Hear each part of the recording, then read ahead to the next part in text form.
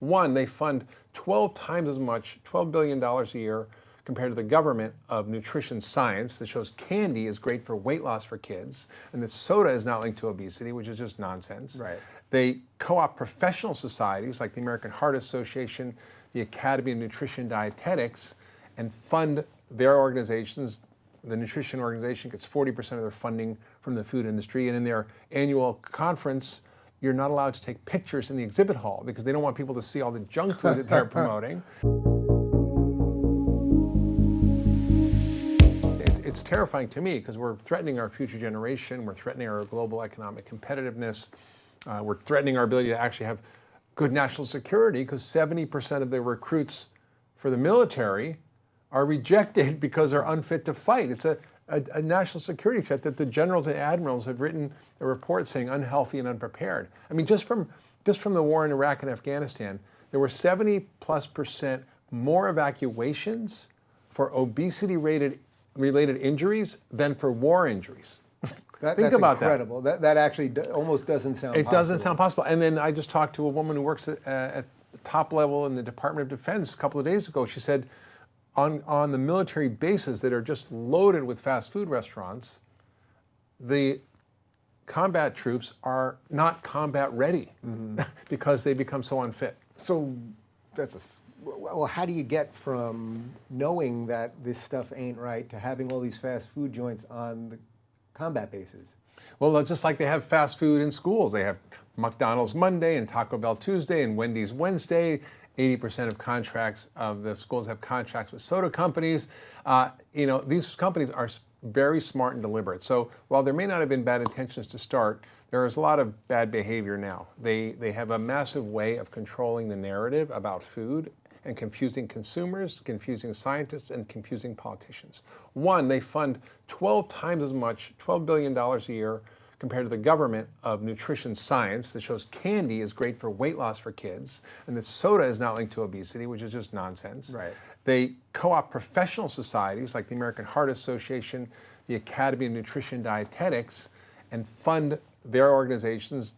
The nutrition organization gets 40% of their funding from the food industry, and in their annual conference, you're not allowed to take pictures in the exhibit hall because they don't want people to see all the junk food that they're promoting. Right. They fund the American Heart Association, which allows them to say tricks are a heart-healthy food because it's low in fat. I mean, it's frightening. They create front groups.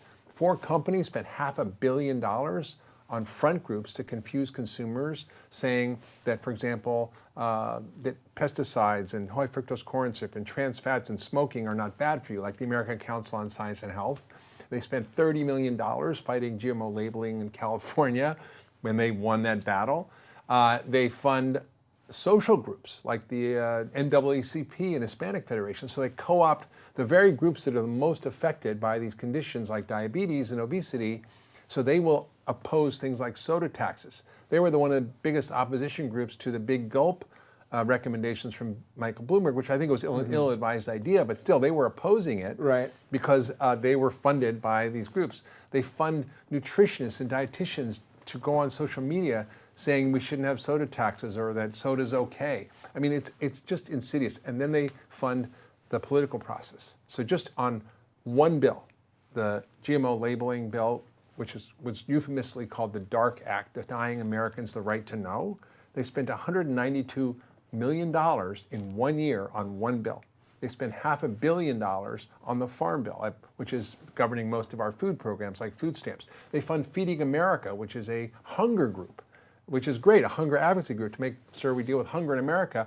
On the board of that group are high-level executives from the food industry, which is why they oppose restricting food stamps for soda or other junk food, right? So now government is paying $7 billion a year, the single biggest line item for food stamps, for soda for the poor. That's 30 billion servings a year. Then they get sicker, then back to the Medicare problem you mentioned. And the true cost of food is not in the price we pay at the checkout counter. So you buy a can of soda. Well, let's look at what happens to the corn. For the record, I'm off the soda.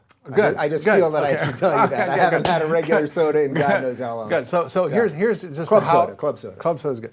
Here's how the sort of connectivity works in corn. So government funds the subsidies that support corn production. These monocrops that are heavy use of fertilizers, pesticides, herbicides.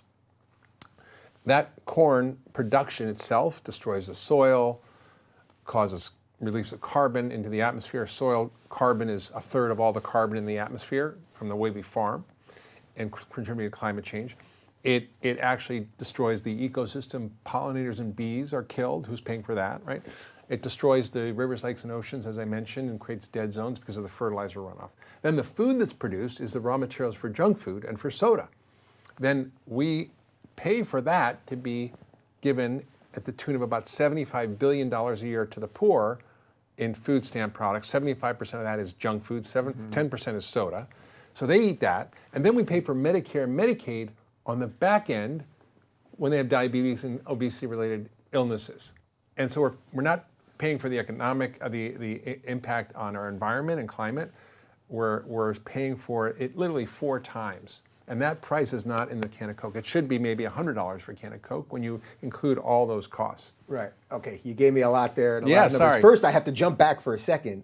You're calling it Danone. I always thought it was Dannon. Yeah. Am I In wrong? America, it's Dannon. In Europe, it's okay. called Danone. Oh, okay. Now, all right. That was Yeah. sticking with me this whole Yeah, time. yeah. So I'm glad we got Yeah, I mean, got the important thing out of the way. You Good say to know. tomato, I say tomato. Okay. So you Right. did grow up in Spain. Now No, I accept it. It's a European company, so Yeah. that's how they say it. Okay, fair enough. That actually is perfect segue to my next question, which is how much of this is uniquely an American problem? Oh my God.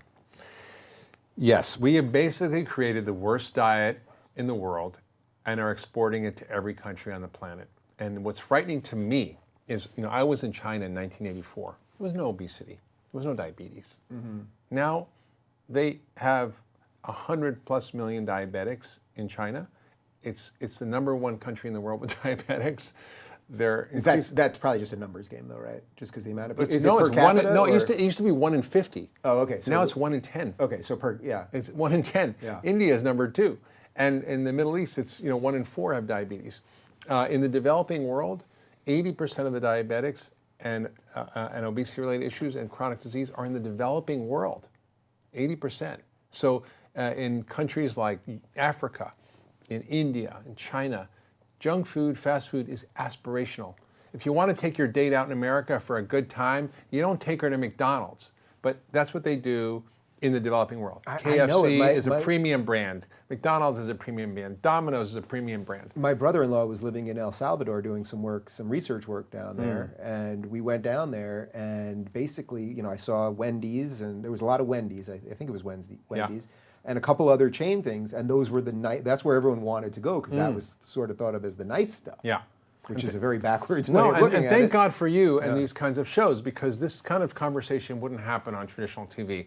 I was watching Good Morning America the other day, and I was in a green room about to go on a show, and I don't usually watch TV, and there was a whole segment where they gave free Wendy's breakfast burgers or whatever the junk they give them to the entire audience, and then they were talking about these great Wendy's breakfast things, and they were eating the hosts were eating them. Right. They had a big ad after. And it's like, the host would never eat that stuff normally. No, they wouldn't. But the media is co-opted. Who funds the media and advertising today?